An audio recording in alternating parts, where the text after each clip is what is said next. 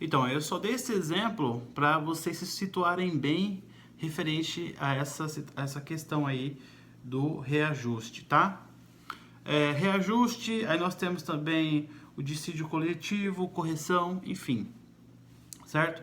Inclusive, a gente pode até fazer a primeira atividade aqui da aula. A primeira atividade eu quero que vocês escrevam, façam uma pesquisa e coloquem qual é, veja bem, a diferença entre reposição salarial, aumento, reajuste, correção, dissídio coletivo, tá?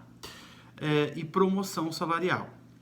Eu quero que vocês exemplifiquem, coloquem na folha de caderno mesmo, como vocês têm feito, vocês coloquem aí cada situação, tá? O que é o reajuste, o que é um aumento de maneira geral, em poucas linhas, 2, 3 linhas, já dá para explicar cada item, tá bom? Então vocês vão colocar item por item e vai escrever assim,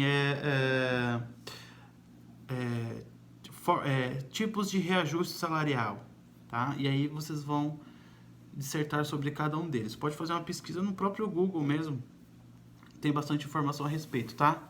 Vai aparecer muito site aí de questões trabalhistas, ok? Bom, então essa é uma fonte, uma maneira de atualização da carteira, certo? E também, por exemplo, outra atualização aí que a gente tem, por exemplo, transferência de cargos, tá? Então você cresceu dentro da empresa, aí vai também ter essa alteração, vai ter essa mudança também, ok?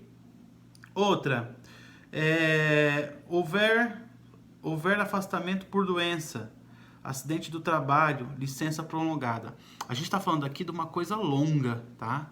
A gente não está falando aqui de um atestado médico de 1 dia, de 2 dias. A gente está falando de algo que você tenha que se afastar das suas funções aí para um tratamento mais longo, para um tratamento mais rigoroso, um tratamento que requer maior atenção, maior investimento por questões, por exemplo, de se resguardar do seu serviço, do seu trabalho, tá bom?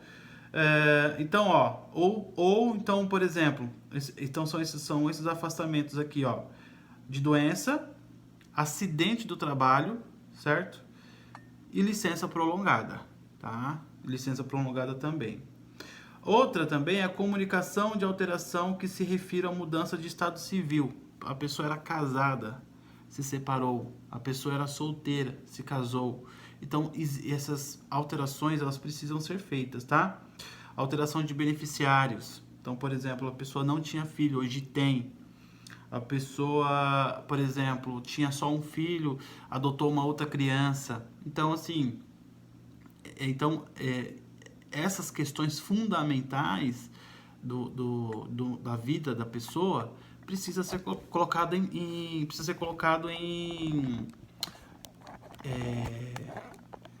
nesse documento, tá bom? Bom, pessoal, aí nós vimos aí essa questão agora, dessas alterações na carteira, tá?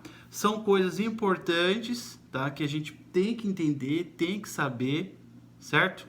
E aí, mediante isso, também tem a questão também, mudança de residência, certo? Obtenção ou alteração de título eleitoral, obtenção de certificado de reservista e alteração do CPF, certo? Então essas são algumas, tá? São algumas atualizações que precisam ser feitas, tá? Na carteira, nos documentos do funcionário, certo? Essas são as anotações que devem aparecer aí. Bom, aí a apostila ela continua aqui falando sobre sistema informatizado. Esse sistema informatizado eu não vou ler porque é uma coisa... Não vou ler não, eu não vou passar para vocês, certo? Depois, se vocês quiserem ler eles na íntegra, tem aqui na apostila, tá? Mas eu penso que nós trabalhamos de uma maneira gradual, coerente, né, satisfatória dentro desse tema. Foi um tema que foi muito bem elaborado, muito bem trabalhado, né? Vocês fizeram os exercícios, já tem o exercício dessa aula, a lição dessa aula. E aí agora nós vamos entrar em outro item. Vamos entrar no departamento de pessoal, página 15, a unidade 3. A unidade 3, gente, vai falar sobre contrato de trabalho, certo? Então nós finalizamos a unidade 2 e na unidade 2, só vou voltar aqui um pouquinho, ó. Nós falamos sobre a contratação. Então nós falamos sobre o quê? Admissão, nós falamos sobre registro de empregados, nós falamos sobre exame médico, documentos do empregado, tá? Livros ou fichas de registro, certo? Autenticação das fichas, anotações na carteira de trabalho, e essa última agora foi o sistema informatizado, que na verdade tudo hoje é sistema informatizado, certo? Então assim, como esse curso aqui é um curso que na verdade ele pega tanto essa passagem da questão não informatizada, ele vai falar sobre essa transição da questão informatizada para a questão da época que não era tanta tecnologia como é hoje em dia, porque ele é um curso que ele abrange a qualquer empresa. Então a empresa que tem os seus maiores, por exemplo, as questões tecnológicas, computadores, a tecnologia dentro do trabalho, como essas empresas que não tem tantos recursos assim, certo? Então a gente aborda de uma maneira global, de uma maneira geral para vocês. Então esse capítulo 2 nós finalizamos hoje e aí falou sobre a contratação, tá bom?